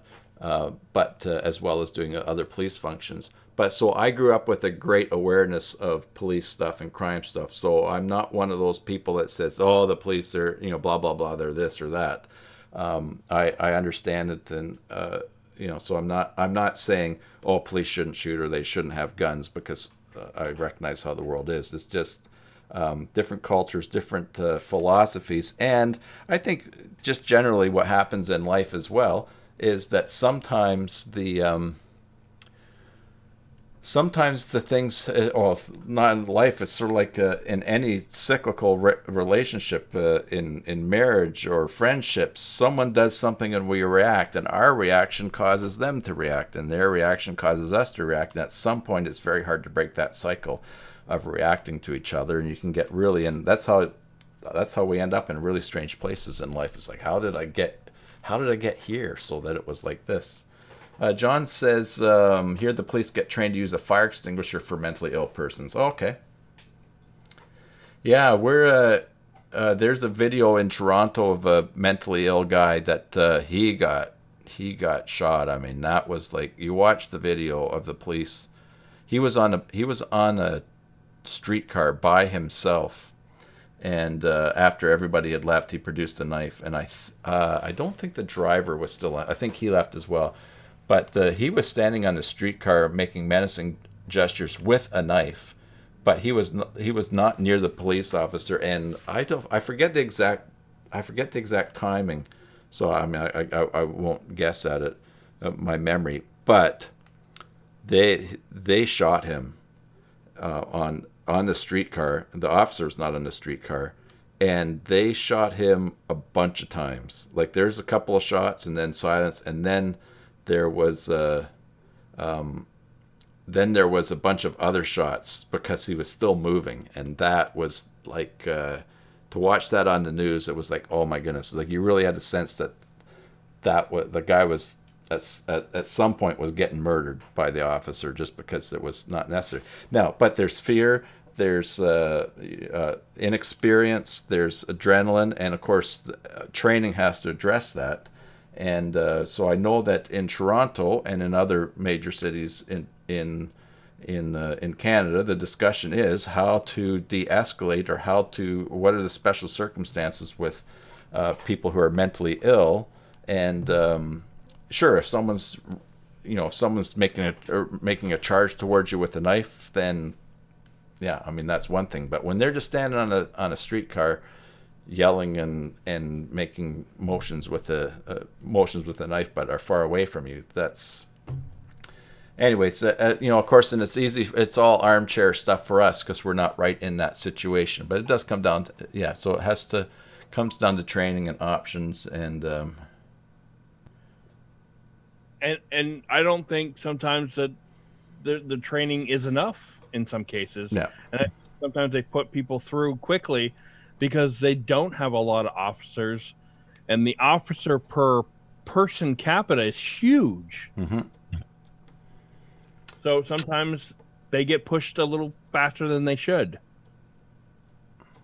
Yeah, so Ivor says that compared the sobering reality in the U.S. with another one in Norway, the last time a police officer shot and killed somebody was in 2006. Yeah, and I think Ivor's point is good, because at some point we need to step back and look at situations everywhere.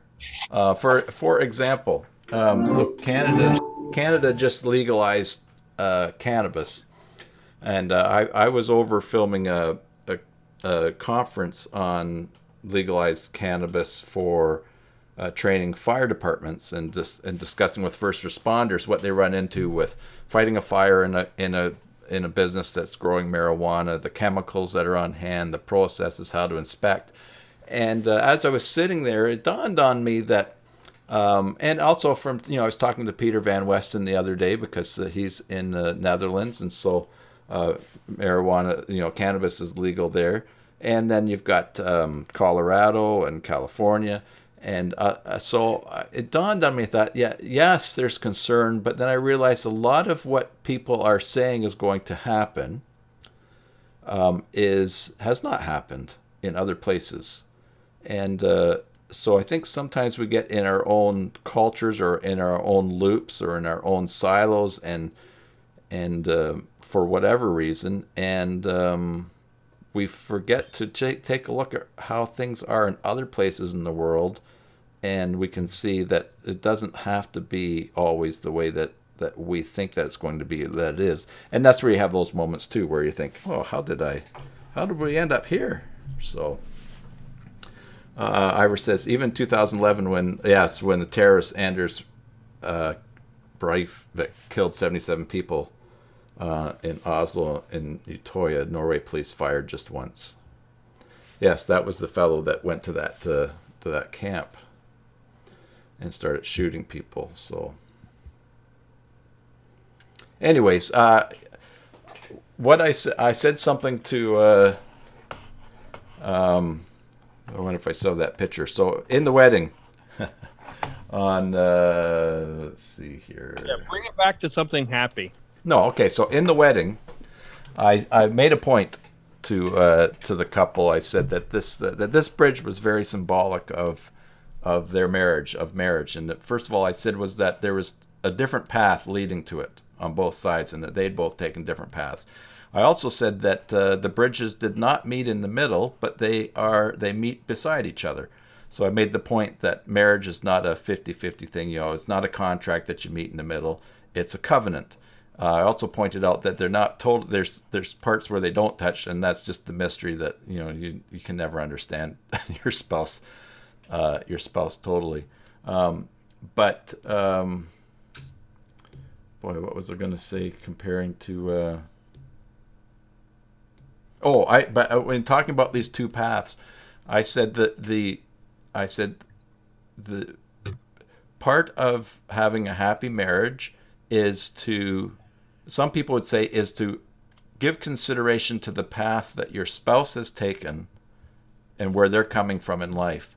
But that probably the more important thing, and that is important, but the important thing in not just in marriage but in relationship and how we live in the world is to live with increasing self-awareness of how our path affects how we view other people. So it's not standing, so in a friendship, you might have a friend that does something and you think, why are they so stupid? I don't get that.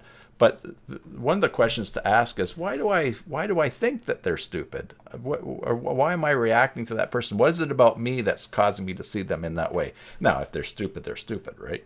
But so I think in things, so when we look at gun control, we look at any social things that are happening in our countries or happening in other countries, we can look, and instead of saying what's wrong with them, we can say what is it about my background that I need to understand and how I am seeing and participating in this discussion, or because who we are and where we've come from contributes as much to what's going on as to just trying to fix other people or figure out other people. And so we have a lot easier time living in harmony with each other, whether it's a marriage or a relationship or friendship or at work or in the culture with people that are very different, if we also realize that we need to understand ourselves. So and then you have freedom to look around and say, hey, that person's managing life better than me. What can I change? As opposed to, oh, well, their life's going pretty good, but that's because they've had it easy. The ability to just be wrong is a great ability, or at least to be open to being wrong or learning or being in process. So, which is not something you'll find on Facebook. No, not a lot of self-awareness on Facebook. Or the ability to admit that you're wrong. Yeah. Yeah, very interestingly, when my parents divorced when I was 8, and my mom, growing up, my mom had one, and not in a bad way, but she would say this to my sister and I. When you get married, don't always be right. When you get married, don't always be right. And I guess she told me that when everything was all undone with their marriage counseling, and it was going to be the end of things, and nothing was going to, reconciliation was not going to happen. The marriage counselor turned and looked at my natural father and said, "There, you won. Was it worth it?" And so consequently, so I kind of grew up with that. There's been times in my marriage where Susan and I have been having a disagreement or a fight, and I hear that voice, am I just trying to win? Am I just trying to win? which is which is helpful and great that I got that from my mom. I mean, our strengths can become our greatest weakness. So, someone else, would go to the point where they never try to win, they always give in, and that wouldn't be right. But I think, yeah, for us to be able to look at whatever conflict we have in our life for that, and to just say, yeah, wait, is this worth dying for? Is this a battle? Is this a hill I have to take, or is it just something that how does it affect me as a person? So, or does it? And yeah, so on Facebook, I'm really trying to. I will admit, by nature, I'm a troll. I read comments. I read things people post on Facebook, and I think of some sarcastic comment to make, or I think of something funny to take it the other way. And I have just self-regulated. I just have to admit that that there's a part of me that if I do not control it, I will just be an a-hole. So, so I just don't. I just decided Facebook is more than just entertainment, because I've got it down. I see things that people are posting. I really enjoy the posts, and I like following their lives and stuff like that. But if there's someone that just annoys me over and over again, or it starts to bother me, it's like I don't need that. So I just unfollow them. I don't even unfriend them. I just unfollow them, and just try to keep it kind of positive and light. And periodically, I do slip up and comment on something. My girlfriend always lives by the phrase, "It's better to be kind than clever." Yeah. I'm a Scorpio. I say it's better to be clever than kind. Let me just change this up. Just show you something fun if I can find it on Facebook here. Let's go back to chat here. We've gotten deep in our Joomla discussion today. Oh yes. So another picture that I can show you is just to explain it, because we have what are called mule deer in our community. They're not very big. They're not full-size deer. Just looking for let's see, OneDrive pictures, but there's lots of them around. So if I all right, so these are pictures I took back in October the 4th. Full screen camera. Okay, so this is in our backyard. So there's 2 deer that were in our backyard. Now, if I skip through, you'd think like, oh, look at the horns on that. That's pretty good sized deer. But so this was I shot from the window, our basement window, and our backyard is horrible, by the way, because we had to have our septic field repaired last year, and we've never gotten things planted. But this deer is probably about 3, maybe 4 feet on the back. Four, yeah, maybe 3.5 feet. But anyways, everyone's talking about the deer, and as you can just imagine, see, there he is checking me out. He's actually looking at me right inside the house. So you can see me, I can see him. I went outside last night to my shop around 1 o'clock in the morning to get the helmet for the thumbnail, and I had to get a flashlight because I did not want to scare him and get gored, because even though he's not big.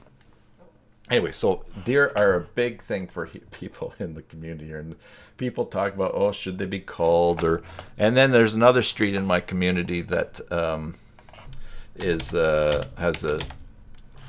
lot of people really complaining about people that speed on it, going faster than they want them to go. So let me just check quickly to see if I can find this picture. It's probably going to be way down. Anyways, there was a deer. Someone spotted a deer that had been hit by a car, and they posted a picture, and they were all, again, complaining about, I mean, we have so many deer. We had like a herd of 8 deer next to our house going through a while ago.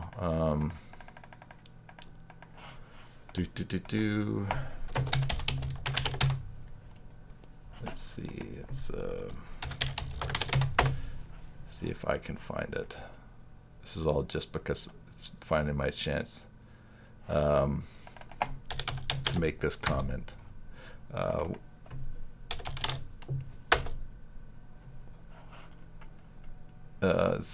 don't. No, it's not coming up very easy. Okay, anyways, just to tell you the picture, this deer was dead. It had climbed up a hill into someone's yard a little bit, and it obviously, I guess, it had been hit by a car. But where it died was at the base of a step ladder, or a ladder that goes up the hill to work on a wall or something like that. And everyone's all lamenting about this deer. And anyway, so I wanted to post and say, because they're talking about contact the RCMP about speeders and blah blah blah blah blah. And so I wanted to post, has someone reported this to WorkSafe BC just to make sure it's not the deer didn't fall off the ladder while it was working. But there's an example where I said, no, I'm just not going to do that. Yeah, I would have done it. Yeah, I really wanted to. I mean, fortunately, I do laugh at a lot of stuff that's in my head that never gets out anyways, because I like to share. I'm a very sharing person. I like to share all the nonsense that's in my head. Hey, so Mary said on Facebook that she and her husband have started watching Making a Murderer. And I had posted on Facebook. I should put my Facebook up on. If you guys want to follow me on Facebook, why not? Put it there. Anyway, so I finished binge watching it at about 4:30 this morning. It came out on the 19th, so I watched it over the weekend, and it was... Oh, Mary says it was either watch that or she had to play Pokemon. Mary, you should play Pokemon.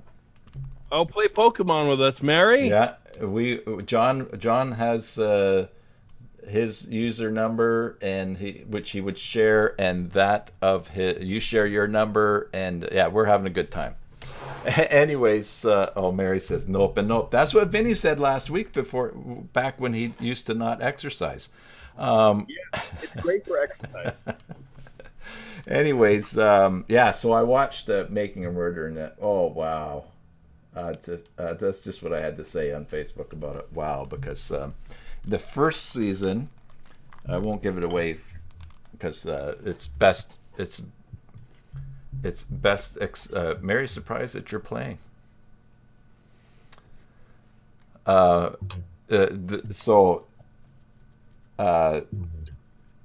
Yeah, it's just so great. I won't give anything away, Mary, but I will tell you though that Making a Murderer made me feel alive, because it's probably the most outraged and upset I've been about the way some people are treated.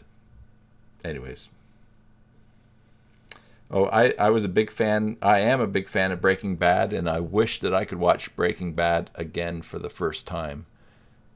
Just because I enjoyed it so much. I would not want to watch Making a Murderer again for the first time to see it all over, simply because of the feelings that it gives you. But it's worth it, and it's a true story, and it's.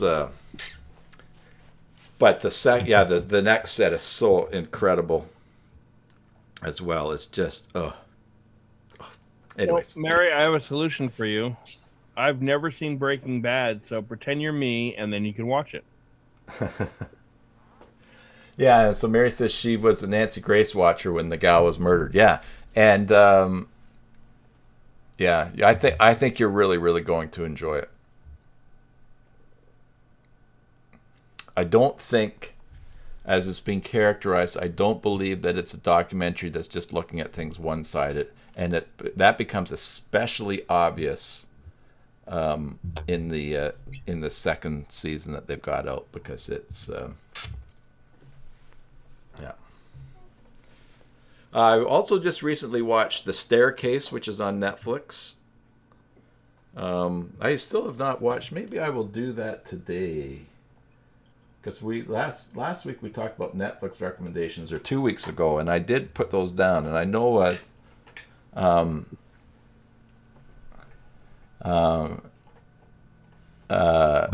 I know that I have them on my list to watch. One of them was I forget. Mary says that my mom told me about Breaking Bad. I thought she was off her rocker. She said I watched that show with the teacher as a drug dealer. And she says Breaking Bad is really good. Vinny, did you say you haven't watched it? Yeah, Oh. I've never watched. Oh my goodness. I will say this. So as a child, especially once, coming home after school by myself, I was allowed to watch far too much TV. As a kid, I probably watched 6 hours of TV a day. Between coming home and watching Leave It to Beaver at lunchtime and then coming home and I watched a lot of TV. 6 hours, if I'm home at 4, maybe not 6 hours every day, but it was a lot.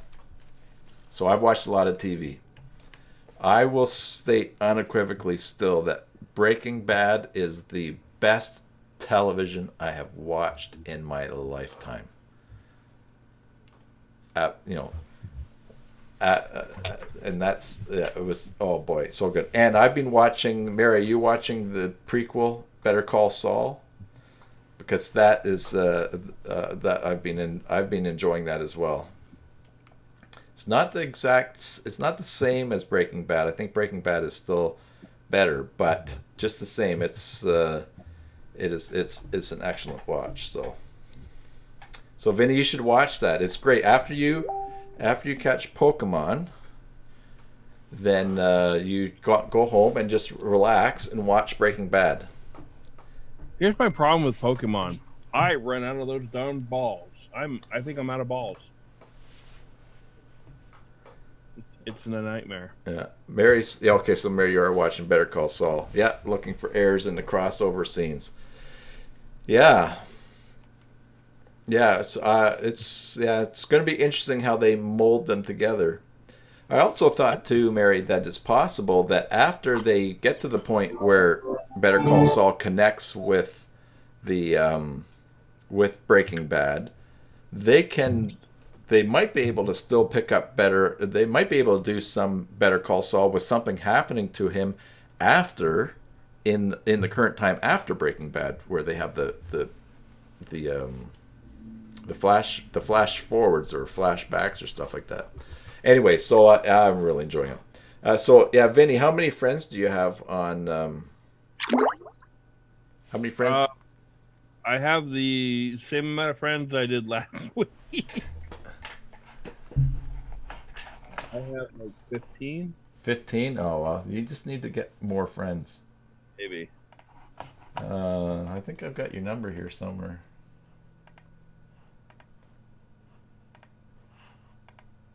Somewhere we've got your... I thought I'd put your number somewhere.